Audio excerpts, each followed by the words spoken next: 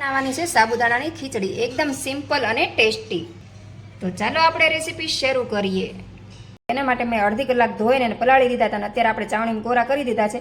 અને તમે જોઈ શકો છો આપણે હાથથી આવી રીતે દબાવી તો દાણો એકદમ પલ્લી ગયેલો છે. તો ત્યાં સુધી આપણે કોરા કરી લેવાના છે. આપણે સૂકી ભાજીમાંથી આપણે સાબુદાણાની ખીચડી પણ બનાવશું અને બટેટાની ખીચડી પણ બનાવશું. તો એક જ રેસીપીમાંથી તમે 3 રેસીપી બનાવી શકો છો. તો બધાની અત્યારે પસંદ અલગ અલગ હોય છે, તો તમારે અલગ અલગ બનાવવાની જરૂર નથી. એક સાથે તમે 3 રેસીપી બનાવીને તૈયાર કરી શકો છો. તો ચાલો આપણે જોઈ લઈએ કઈ રીતે બનાવવાનું છે. સૌથી પહેલાં તો આપણે બટેટાને છે ને ઝીણા ઝીણા સુધારી લેવાના છે. આવી રીતે પહેલાં તો બટેટાને બાફી લેવાના છે અને પછી આવી રીતે ઝીણા ઝીણા કટકા કરીને સુધારી લેવાના છે. બહુ મોટા બટકા નથી કરવાના. પછી તમને મોટા બટકા પસંદ હોય તો તમે મોટા પણ તમારી રીતે સાઇઝ નાના મોટી કરી શકો છો. બટેટા આપણે મીડિયમ સાઇઝમાં સુધારી લીધા છે. તો હવે આને આપણે સાઈડમાં લઈ લઈશું. હવે આપણે 2 નાના ટમેટા લેવાના છે, મરચાં લેવાના છે, આદું લેવાનું છે અને અડધું લીંબુ લેવાનું છે. અને આદુ મરચાંની આપણે પેસ્ટ બનાવી નાખશું. તો ચાલો હવે આપણે આદુ મરચાંની પેસ્ટ બનાવી લઈએ. ટમેટાને પણ આપણી સાથે ઝીણી સાઇઝમાં સુધારી લેવાના છે. તો આપણે અહીંયા ઝીણા ટમેટા સુધારી લીધા છે, આદુ મરચાંની પેસ્ટ કરી લીધી છે. જો તમારે હવે ખાલી સૂકી ભાજી બનાવી છે તો તમારે આટલી જ વસ્તુ જોશે. અને હવે તમારે વિચારો કે સૂકી ભાજી નથી બનાવીને તમારે બનાવી છે ખીચડી, તો એના માટે આપણે જોઈશે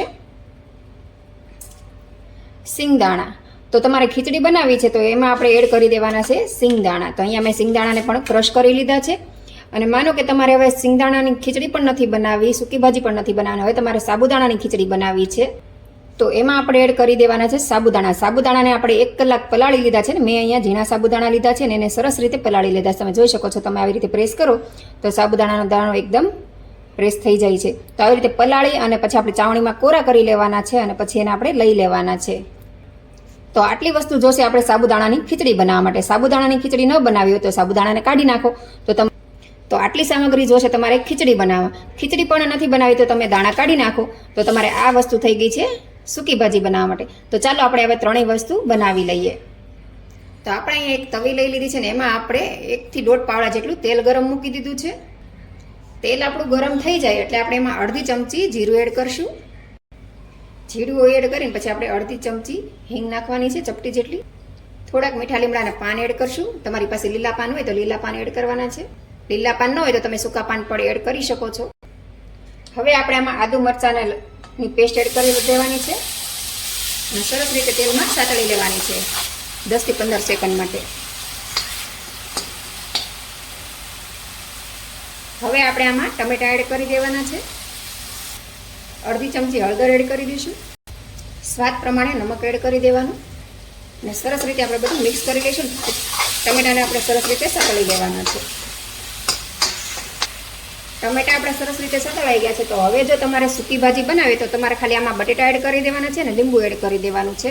અને તમારે સૂકી ભાજી નથી બનાવી તો તમારે ખીચડી બનાવવી હોય તો હવે આપણે આમાં સિંગદાણા એડ કરી દેવાના છે. આપણે અત્યારે ખીચડી બનાવીએ છીએ તો ખીચડી માટે આપણે સિંગદાણા એડ કરીને સરસ રીતે મિક્સ કરી લેવાનું છે અને સિંગદાણાને સરસ રીતે શેકી લેવાના છે. સિંગદાણા આપણે સરસ રીતે શેકાઈ જાય એટલે આમાં તમે હવે બટેટા નાખી દો એટલે બની ગઈ તમારી ખીચડી. અને હવે તમારે જો સાબુદાણાની ખીચડી બનાવી છે તો હવે આપણે આમાં બટેટા એડ નથી કરતા, કેમ કે આપણે હવે સાબુદાણાની ખીચડી બનાવી છે. સાબુદાણાની ખીચડી બટેટાની ખીચડી બનાવી હોય તો બટેટા નાખીને આપણે નીચે ઉતારી લેવાનું, પણ આપણે હવે બનાવી છે સાબુદાણાની ખીચડી. તો આપણે આમાં સાબુદાણા એડ કરી દઈશું. તો હવે આપણે સાબુદાણા આપણે 1 વાટકો એડ કરી દેવાના છે અને સરસ રીતે મિક્સ કરી લેવાના છે હળવા હાથે. સાબુદાણા આપણે સરસ રીતે મિક્સ થઈ ગયા તો હવે આપણે આમાં અડધી ચમચી લાલ મરચું નાખશું. લાલ મરચું નાખવાથી ટેસ્ટ ખૂબ સરસ આવે છે. તમારે ન નાખો તો તમે એને સ્કીપ પણ કરી શકો છો. અડધા લીંબુનો રસ એડ કરી દઈશું. આપણે લીંબુ નાખીશું તો એના માટે આપણે થોડીક ખાંડ નાખશું તો આપણી ખીચડી છે એકદમ સરસ ખાટી મીઠી બનશે. તમારે ખાંડ ન નાખે તો તમે એને સ્કીપ પણ કરી શકો. ને હવે આપણે આને સરસ રીતે મિક્સ કરી લેવાનું છે. બધું આપણે સરસ રીતે મિક્સ થઈ ગયું છે. હવે આપણે આમાં બટેટા એડ કરી દેવાના છે. જો તમને સિંગનો કાચો ટેસ્ટ ગમતો હોય તો તમારે સિંગદાણાનો ભૂકો છે ને ઉપરથી એડ કરવાનો છે. અને હવે આપણે બટેટાને સરસ રીતે મિક્સ કરી દેવાના છે. જો તમારી પાસે લીલા ધાણા હોય તો તમે આમાં સાથે જ એડ કરી દેવાના છે. એનો ટેસ્ટ ખૂબ સરસ આવે છે. તો આ આપણી બની ગઈ સાબુદાણાની ખીચડી. તો આવી જ રીતે તમે 3 ખીચડી બનાવી શકો છો. મતલબ સ્ટેપ એક જ છે, પણ તમારે આમાં વસ્તુ અમુક સ્કીપ કરી દો એટલે બધી વસ્તુ અલગ બની જાય. ખાલી સૂકી ભાજી બનાવે તો ખીચડી અને સાબુદાણાને સ્કીપ કરી દો. સાબુદાણાની ખીચડી બનાવી હોય તો તમારે સિંગદાણા અને સાબુદાણા એડ કરવાના છે. ખાલી તમારે ખીચડી બનાવી હોય તો સાબુદાણાને સ્કીપ કરી દો. તો આવી જ રીતે આપણે બધી જ વસ્તુ એક સાથે બનીને તૈયાર થઈ જશે. તો આ બની ગઈ આપણી સાબુદાણાની ખીચડી. તો ચાલો હવે આપણે આને સર્વ કરી લઈએ. આમાં આપણે નાના સાબુદાણા લીધા છે એટલે સાબુદાણા તમને બહુ દેખાશે નહીં. તમારે નાના સાબુદાણાની જગ્યાએ મોટા સાબુદાણા લેવા હોય તો તમે લઈ શકો છો. અને સાબુદાણાની ખીચડીમાં તમને વધારે સાબુદાણા પસંદ હોય તો તમે વધારે સાબુદાણા પણ આમાં એડ કરી શકો. આપણે ખીચડીમાં બટેટા વધારે અને સાબુદાણા ઓછા લીધા છે. જો તમને વધારે પસંદ હોય તો તમે બટેટા ઓછા અને સાબુદાણા વધારે રાખવાના છે. તો આપણી સાબુદાણાની ખીચડી એકદમ તૈયાર છે. આપણે સિમ્પલ સાબુદાણાની ખીચડી. તમે આ રેસીપી બનાવો, ખાઓ અને તમારો અનુભવ મારી સાથે શેર કરો. અને વિડીયો પસંદ આવ્યો હોય તો લાઇક, શેર અને સબસ્ક્રાઈબ કરવાનું ભૂલતા નહીં. Thank you.